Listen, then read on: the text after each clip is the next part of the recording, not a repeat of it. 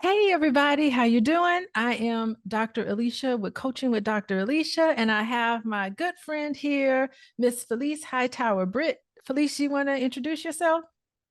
Hi everyone, I'm Felice Hightower, your Real Talk with Felice. It's good to be with everyone today. Yes, so we're two licensed therapists. You're in North Carolina and I'm in Illinois. So we're across the country, but we're together here. And we want to talk about a very interesting topic that Felice brought up about hardballing in relationships. So let's get right into the topic. Felice, what is hardballing in relationships?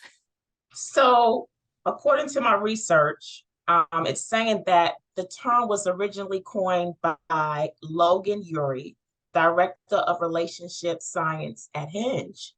So she coined it, and she said that Generation Z seems to be the generation that has really embraced this concept of dating people with similar relationship goals. So hardballing means you come out the gate immediately, letting your potential partner know your expectations when it comes to dating and beyond. And so they call it hardballing. And I'm not sure if that's the right term for it, but okay, I'll go with it. Yeah, Because I so think it's good. I think Generation it's great. Z, yeah, Generation Z. How old are people right now who are in Generation Z? So who are we talking about that's grasping this concept of hardballing? So they're not the millennials, and the millennials are, I think, like the 30-year-olds and up. And so I think Generation Z are below that. So I think Okay. Generation Z are our like 20-year-olds. But let me get accurate because I don't want anybody messaging us saying, really? Like, but we So don't. that's funny. So looking at me and you, we're Generation X, right? Can I assume that we're Generation X? I need you to stop telling people like where we at because Alicia, you look good. You know what I mean? Why are you telling people where you at? You look so good. Yeah. Well, thank you. Well, thank you. Generation X's, we take good care of ourselves because Yes, we were yes. latchkey kids and we had to do a whole lot of stuff on our own back in our No, for real. generation. No, I For mean, no real. helmets or nothing. We survived the 80s. But that's interesting. So this is a conversation. We're Generation X, and we're going to have a conversation with Generation Zs who are in their 20s and they're just entering the dating scene. And they're grasping this concept of hardballing. It's where, from what I hear from you, it's where it's like, this is how I want my relationship to be. This is how I want it to go. I am not going to budge from this. I'm not going to compromise myself. Either you with it or you not with it. We ain't gonna try to work together. We ain't trying to work this out. It's either you are XYZ or we're out of here. This I can move on to someone else. So this is that in a nutshell what hardballing means? Well, pretty much, right? So they're going in either before the date or on their first date and asking some really tough questions of the person that they're with. And it's to see and make sure that their values align. So as to not waste time and to also avoid a lot of this buffoonery that has been going on. Y'all forgive me. I think it's buffoonery. I think situationships are buffoonery. I think friends with benefits buffoonery. Like I really think that, people pretend, and I think a lot of women have pretended to be okay with those types of Mm. encounters of situationships and friends with benefits, but that's not what they truly desire. And if that's not what you truly desired and wanted, then it's buffoonery. If you've accepted it and you've went along with it, despite what you really wanted, and you not getting what you really wanted. So it's not necessarily that I'm judging it, but what I'm judging is that you deserve to get what you want. And if you weren't getting it, why did you stay in it? And so I think that hardballing is helping these individuals avoid that. That's interesting because because as you were talking, I was thinking about the educational system that this Generation Z grew up in. It's interesting. I think my son, he is early 20s. So he's definitely Generation Z or about to be 20. He's definitely Generation Z. And I remember when he was in school, there was a concept in school called individuation. And so Mm, the idea was that instead of having kids in school adjust to one form of teaching, what we're going to do with individuation is that we are going to adjust our form of teaching to better adhere to their individual needs. And so it was called individuation. So the child doesn't stretch and grow on seeing different teaching styles. The teacher has to stretch and grow to adhere to their learning style. And I also see this in social media where you can kind of like, share, ascribe to things that you already believe in, and you never have to listen to or understand another point of view. You could just cancel somebody, block them, delete them, and not have to deal with things that are contrary to how you may think, understand, and believe. And I'm wondering, is there an element of this in this sort of hardballing in relationships with these Generation Zs? I don't know, but I do believe that Generation Zs are onto something, and I think that they're Yeah. extremely intelligent. And well, what I read real quickly was that we birthed Generation Z. So Mm-hmm. I can see that, right? That's the that's gonna tell. But seriously, I think that they have a wisdom that we really need to pay attention to. And I think that they are very, very, I think they're bold. I think that they know what they want, they know what they deserve, and that could be from the modeling that they receive. And so they're just going in and they're saying, I know what I want, and I don't want to waste time. And they believe that from the research that this came about because of the pandemic.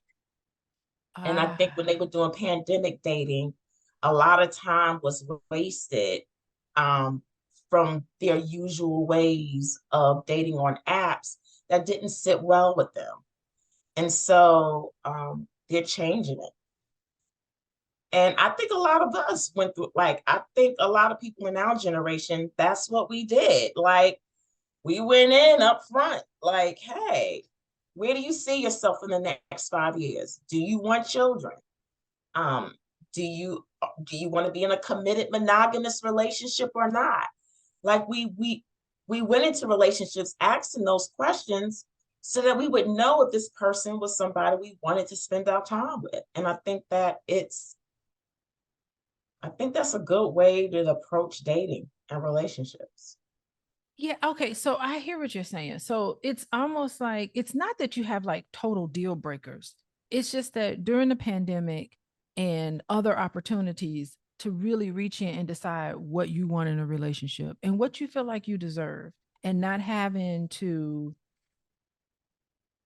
compromise in a sense where you're compromising your values. I mean, compromise is always helpful in a relationship, but it's not to the point where you're losing yourself. And so And it that's a sounds as if this hardballing is saying, I'm quite comfortable with who and what I am. And so this is what's important to me. I want to be able to travel. I want to be able to do these things. And if you're not able to do them, why should I totally give up my whole future just so that I can have a partner and want to be with someone? I can do this on my own. So I really I like that in a sense. It's not like a yeah. So you're right. We shouldn't that's call what I that said. hard balling, I don't think because that's what the I said. hard Yeah, balling in the true sense is like it's either my way or the highway. But no, it's almost hard balling in this more, this current term of hardballing. It's more like, let's just lay it on the line. Let's stop wasting time. Let's lay it on the line, and let's not force somebody to change who and what they are. Let's respect that, and let's have a conversation about expectations in this relationship, which is totally helpful. it's very helpful. And that's one of the Yeah. big deal breakers and issues with relationships are unmet expectations. People don't tell and communicate what they need from someone else in a relationship. And so when that need is not met, you're disappointed, you're frustrated, you're irritable, and it starts to chip away at a relationship the more you don't talk about it. So I think that people coming in at the beginning, talking about what their expectations are, whether they're realistic or not, they're theirs. And so they're just saying, hey, let's communicate about this. And it also gives that person the opportunity to do some self reflection and ask, what's going on with me in this current moment? Who am I in this current moment? And what do I want out of a relationship currently? And do I have the energy? Because some people, right, model, not model, taught or not taught, as far as energy and capacity levels, right? Some people are just in it and only have the capacity for fun. And I've got some famous examples of people who I will not name, who, as soon as the relationship becomes real, their capacity dwindles and they break up. And I wish people and women who know that they need somebody with long-term capacity and energy for relationships don't engage with those people. So like you having an upfront conversation with them would eliminate a lot of disappointment, a lot of heartbreak, a lot of what did I do? What didn't I do? How could I have done it better? All that wonderful, great stuff. You could have, I'm not saying totally avoid it, but you can minimize that by having real honest dialogue up front. And it's all about the approach because I think hardballing will probably turn people off. That Mhm. term will turn people off. But it's the way that you approach the conversation. Yes. Yeah, I really like that because, well, first of all, to even be able to have that hardball conversation, you have to know who you are, you have to know what you want, you have to really be in tune to how you feel about things. And if you aren't able to do that, you're like a feather floating in the wind where you'll just date anybody that likes you.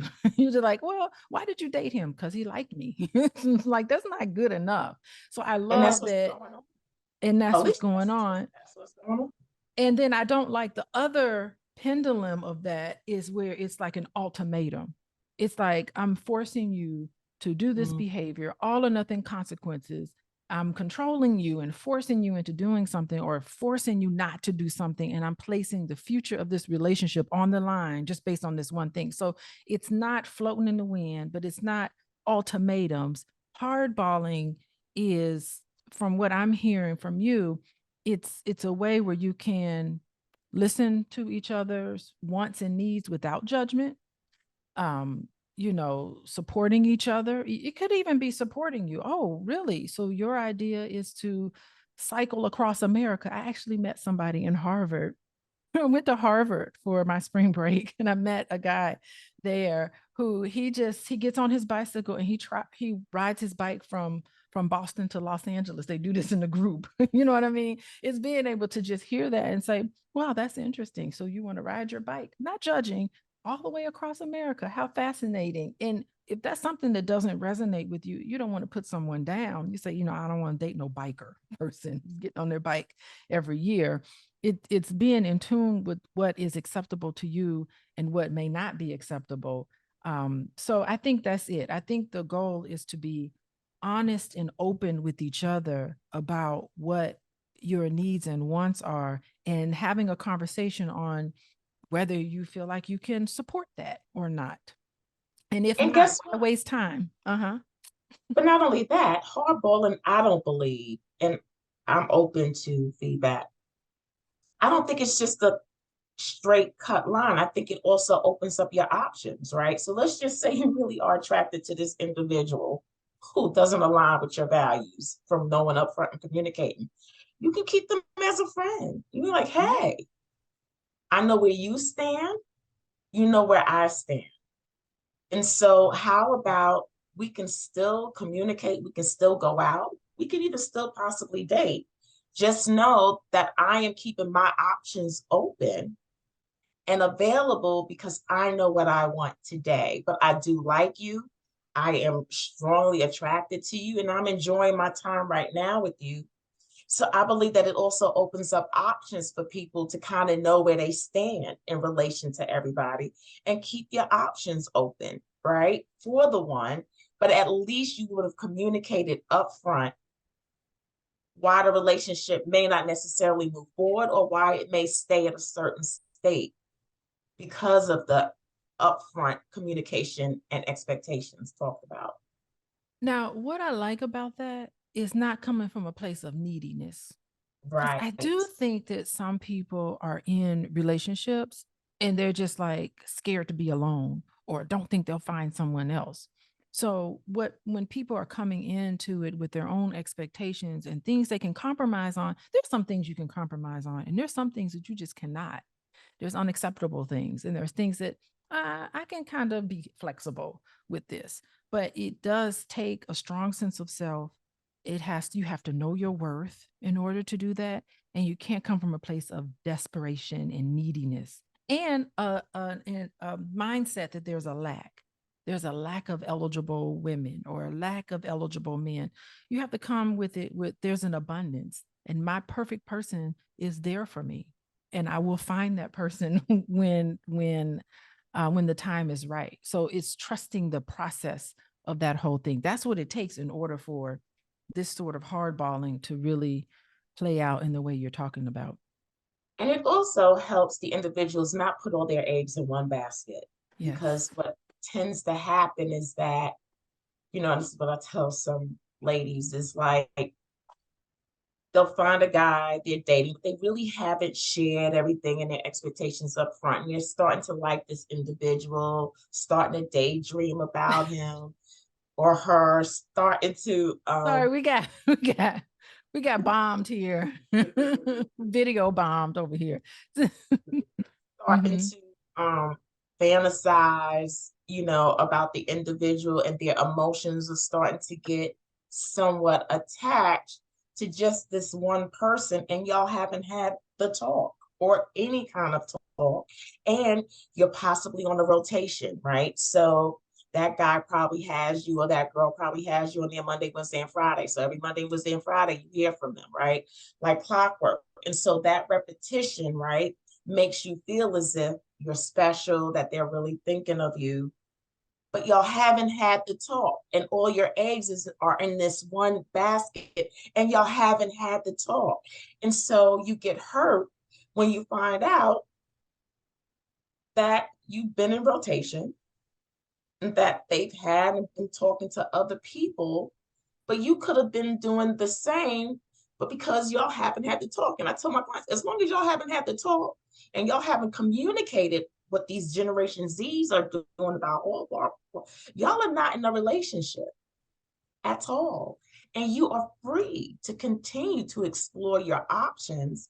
And that way you don't get too emotionally attached to anyone. You really are free to enjoy the dating scene. It doesn't become so tension filled and anxious filled, because you're really enjoying it, because your emotions are not put into any one place. You are able to collect data, take that data to make an informed decision about the expectations you have for yourself. And so that's what I really like about this as well. Yeah, and even if you do, I mean, even if that process happens and you're dating around and they're dating around and then you decide it's a match for each other, that conversation still needs to continue to happen. And even if it dissolves itself and nothing comes out of it, you have to be willing to really get in touch with how you felt about that, what lessons you learned from that, and how you can move forward Right. wiser. Because every relationship is an opportunity to learn a lesson. And Yes. it could have been, I do say sometimes relationships have an expiration date, sometimes, unfortunately, because nothing's terrible than having something fail, but sometimes there is an expiration date and it's okay. It doesn't Yes. mean you're a failure. And people get be like, oh, y'all broke up. Oh, I'm sorry. And it gets like, no, it was actually pretty okay. And I know people come into relationships with their own baggage, and no one likes to be rejected. Nobody likes to be abandoned. We all have, like, people have abandonment issues and problems with rejection and so forth. But it is important to stay balanced and to go within, let yourself heal from any relationship that needs to be dissolved, but to continue to at least look back on that and say, you know what, I have my dignity. I know that I stood firm on what I wanted and what I didn't want. And, it's unfortunate, but at least I know I didn't lose myself in this whole process. Right. And I think hardballing is really going to help people do that. And like you said, I really like what you said about knowing that it's a continuation, like our expectations, our needs evolve as we evolve as individuals. And so we always have to make sure that we do check-ins with our Yes. partners to let them know where we are, where we believe we're going, and how we can assist them in their support of us doing that, and vice versa. Like we should always be doing that so that you're as harmonized as possible, right? Because I think that's where relationships, even marriages, get out of sync because someone's expectations has changed and they didn't let the partner know. Like, I now need this.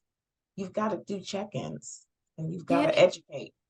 And it's so difficult because once you get married and start having kids and you're running around with children and trying to, children can consume all these things, you really could lose sight of the relationship and lose sight of who you are because you're pouring everything into these little creatures that are going to grow up and leave the house. And then you'll be left and you haven't had taken out time or had a system in place to continue those conversations, that intimacy conversations that need to have been had, and then you turn around, you look at your partner and you're like, I don't even recognize you anymore. Who are you? You've totally evolved into this new person. I'm not quite certain exactly who you are.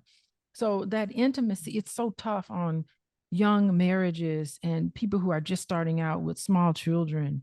It is tough on them to maintain that sort of connection early on.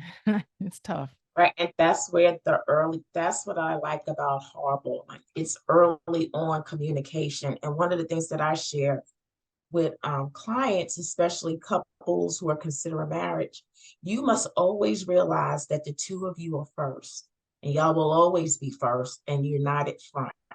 What does that mean? So that when the little babies come in, your babies know that you can't go to mommy and manipulate her. You can't go to daddy and manipulate him because me and him are one and we are a united force, and that we come first and Yes. then you. The babies, what happens is the babies come and we put, a lot of us put the babies first. And so, how is your partner supposed to feel? Accurately so. They were there first and they matter the most. And Mhm. so, you got to make sure you go in understanding and having that as the primary focus. Like, we are one and you will always come first. And believe it or not, the children are better for it. Like they Yes, understand, like they're not going to tell you this because they can't, but that's really what they want. They really want a united force. Like when they feel like they can easily manipulate one parent against the other and they could use and see, oh, they don't agree on something like that. And they're able to manipulate in the short term, it feels good to them. But in the long term, they look back on that, they're like, man, that's kind of messed up. right, They weren't strong together. They really, or when they know, when they look back on it and say, man, I couldn't get over on them. They talk to their friends about it out of respect. They're like, wow, my parents didn't let me get away with anything like that. So it's the conversations that they have later on. And even in the moment where I think in the long term, they have more respect for their parents and they feel more comforted and they feel more relaxed as children, knowing that the rules were the same for everybody and they couldn't manipulate. Yeah. and they feel more safe and Yeah. secure. It's not Hmm. confusion, right? Where, okay, what can I do here, but what can I cannot do there? You eliminate that. And so children grow up a lot more confident when their foundation is secure and unified. Oh my And that, gosh, Felice, we've come full circle. We've talked about how when you're dating, how important it is to have things that you can't compromise on and also things that are pretty flexible, but hardcore, hardball issues that you want in a relationship. How important it is to be united in that so that you can build a household united as a united front, so that you can raise children feeling safe and secure, knowing that their parents are a united front in constant, close, intimate connection with each other. And then we're sending off children into this world, going into the dating scene, feeling safe and secure and not feeling needy and feeling like they have to lose themselves in a relationship just to get a man or just to get a woman. Wow. Right, right. And that's what we want. We want Hmm. confident individuals knowing what they deserve and not intimidated about asking for what they want. There's nothing wrong with you knowing what you want and asking for it and getting it. There's nothing selfish about that. And so that's what we want. We want people in whole relationships, people who Yes. know how to leave relationships without being broken. That's Hmm. powerful too, because just because you're dating, everybody's not for you. But like you said, there's a lesson in every dating, and you should come out better and have a lesson that you can take with you to your next relationship, right? Because each relationship, because you really only want to be available for the one. You want Yes. your person and you don't want anything less. That is really great. And growing up in an environment where you're encouraged to talk about what you want and what you don't want and how you felt about that and what you, because you felt that way, that's your body telling you that's something you don't want. And because you felt that way, that's your body telling you that's something you do want. And when you grow up in an atmosphere where you're comfortable sharing, you'll be comfortable in relationships sharing what you want and what you don't want. And I mean, that's so important too. So part of it does, because if you grew up in a household where you were put down and you were never allowed to really fully express how you felt about things, how are you expected in a relationship to automatically be able to express how you feel when you've never given the opportunity to do it? You never saw it in your parents and the way they talk to each other. So it all comes full circle about making sure that all of us today, we can start today by making sure that we serve and we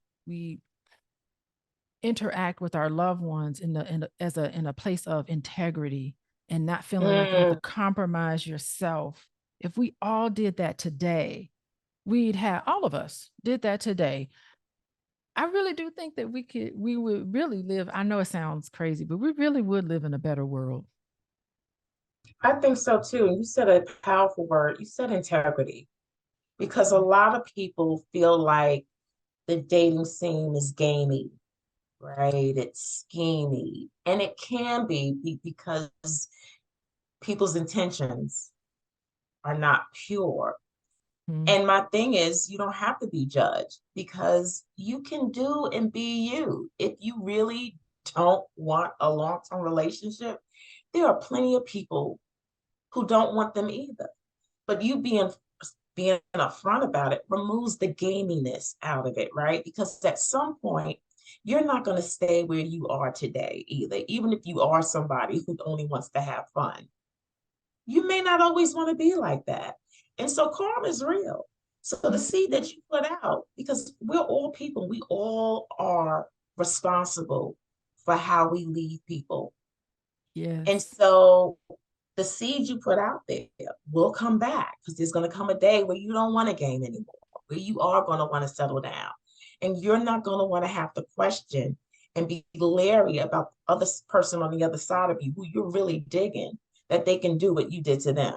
And so just have a pure heart, communicate upfront about your truth, and Mhm. be with those people who actually agree with your truth in that moment. And then Mhm. you eliminate the game. Oh, these are great words of advice. I want to thank everybody for tuning in to us. Miss Felice Hightower, Britt Felice, everybody can see how to reach out to you, but anything you want to leave us on in terms of how people can reach out to you or just final words about hardballing? Okay, so I know hardballing sounds hard, but it really doesn't have to be, and it's all in your approach.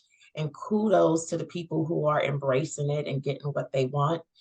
And you can always reach out to me on Instagram, on Facebook, and on my website, Real Talk with Felice. Real Talk with Felice. And you guys can reach out to me on Coaching with Dr. Alicia. You can click on my bio. It's all the information you need to reach out to either one of us. There's no excuse these days. And one thing I will say about expectations in relationships, I will say I'm getting a lot of young couples coming into my office now saying, we're thinking about getting married and we want to have these hardball conversations about whether we should take it a step further. And that's something that I don't think we as Generation Xers, we didn't do enough of that. We didn't do enough of that. So we're learning from Generation Z. And so we've learned about a new term today, hardballing. And so we got to get out there and we got to do our hardballing. It's not an ultimatum. It's not giving people ultimatums. It's not being a feather floating in the wind, going with any and everybody. It's really being true to yourself and having that integrity. Thank you, everybody, for tuning in. I will see you guys next time.